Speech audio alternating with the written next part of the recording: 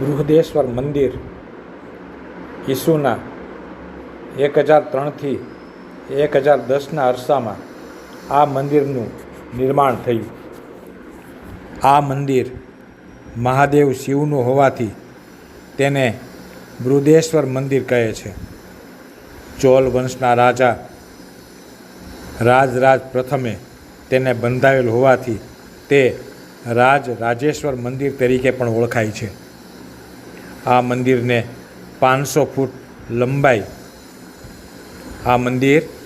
ફૂટ લંબાઈ અને 250 ફૂટ પહોળાઈ ધરાવતા કોટવાળા ચોગાનમાં બનાવેલ છે, જે 13 માળનું ગોપુરમ ધરાવે છે. આ ભવ્ય મંદિરનું શિખર જમીનથી 200 ફૂટ ઊંચું છે અને દ્રવિડ શૈલીમાં નિર્માણ પામ્યું છે.